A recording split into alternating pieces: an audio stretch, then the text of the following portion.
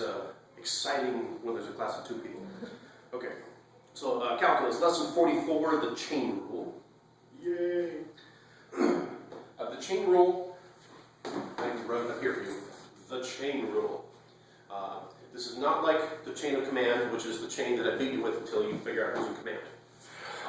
No, this is the chain rule, and we've actually done pretty much the same idea using the use substitution. Remember where we had some function that was like a composite of 2 things, and we picked some part of it and said, okay, let's make u equal to this part of it, and then you have the original thing be, just x or relative to u, and we found the derivatives separately and kind of put things back together. That's what we're doing here. The official name for that is the chain rule. So I wrote, it's kind of like using use substitution, except it doesn't have to be the letter u, as we'll see in a minute here. A way of writing this out, using Newton's notation, if we have a function that is a composite of 2 other functions. So if we have some function, call it h, that if we can think of h as being the f of g of x, then we can separate, when we define the derivative of h, what we can do is we can do it this way, is we find the derivative of f and evaluate it at g and multiply that by the derivative of g. Yeah, so this is the one notation. Leibniz notation, if we're looking for dy dx or dy over dx, if we can find dy over du and then multiply that by du over dx, and when we multiply those, what's going to happen is the du's will cancel and we'll have dy over dx. For working the problems, it's usually easier to use this notation. Sometimes it's easier to conceptualize on a higher level with this notation, but this is, and usually ends up being more practical for working it out. So let's work it out. Alright, so example 44.1. If we have y equals u squared plus 4u, and u is 5x cubed, find dy dx. And let's see, let's use this red for this one. Differentiate this. 25x. Okay? Wait, what? 25x squared. I think you had 15x squared. Oh yeah, 15x squared. Okay? Now the way we were doing it before is we were saying that du equals 15x squared dx, which is fine. We can kind of stop there. The next step would be doing what? Plugging in, or differentiating. Well, here. Let's do this. Let's divide both sides by dx.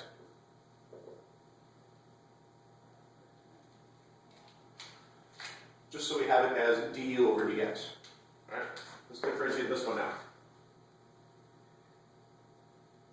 dy Okay? equals 2u plus 4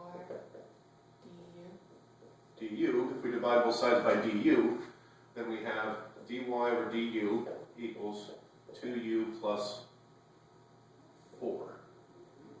And I'm going to work there. So in some ways, this much we've already done before. All we're doing now is we're thinking of it as under the name that it actually has, which is the chain rule, and we're going to do this. We're going to multiply dy over du times du over dx. And what's going to happen on the left side of the equation is we're going to have dy over du times du over dx, and what's going to happen there is du is going to cancel with du, and we're going to have dy over dx. How exciting. So we've got 2, I'm going to do this. We've got 2u plus 4 times, that's dy over du, times du over dx, which is 15x squared. So on the left side we have what we want. We got the du's to cancel, so we've got dy over dx. And on the right, but if we want y, the derivative of y with respect to x, we've got dy over dx on the left. We have an x here, but we have this pesky u here. If we remember that u equals 5x cubed, so this is really 5x cubed. So then we can come back and say, all right, dy over dx on the left equals 2 times 5x cubed plus 4 times 15x squared, and we may as well multiply that out. So we have 150x to the 5th plus 60x squared, and that's 5. And now we have our answer. Not the best handwriting, but that's why I teach math, not art. Or, handwriting. So that's the idea. And like I said, we've been doing this a bit. Let's do another one here. If we've got y equals 2 ln of v, v equals u squared, find dy over du.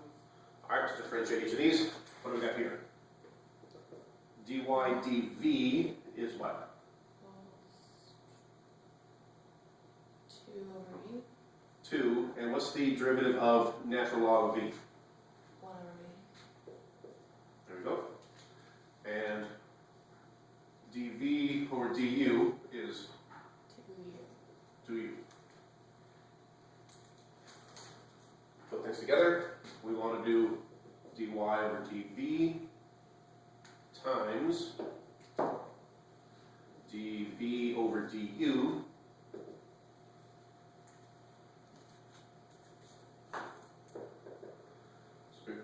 so our dv's are going to cancel.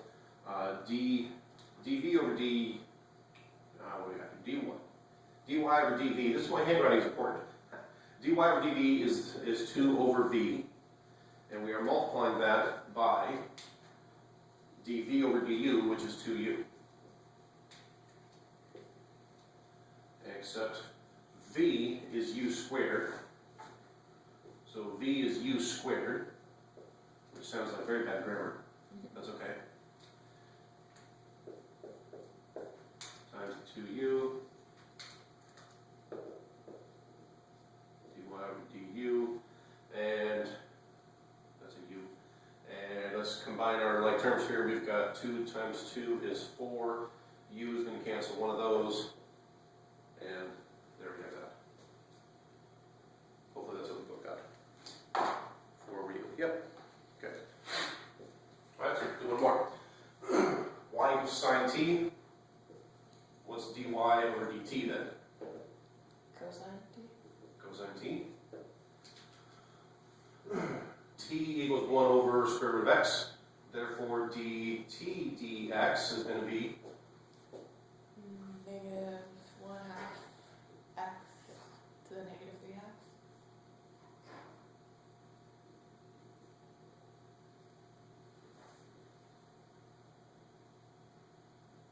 oh.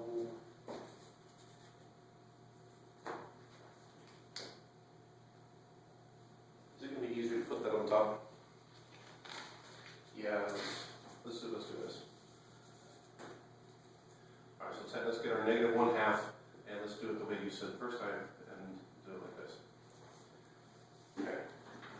So now we are looking for dy over dt times dt over dx times, so that the dt's will cancel. Dy over dt is cosine t, and dt over dx, negative 1/2 times x to the negative 3/2. T being 1 over square root of x is, we're not going to be able to do it anyway. Let's just say x to the negative 1/2, and we're taking the cosine of that times this. And just for the sake of readability, let's put that in front.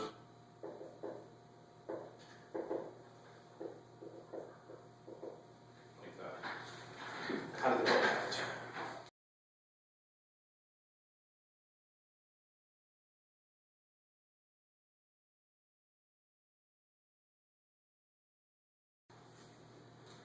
better be okay, right? Since it's the textbook.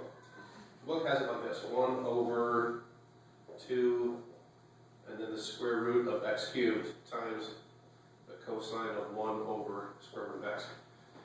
Is their answer better than mine? Yes. Oh, I see how it is.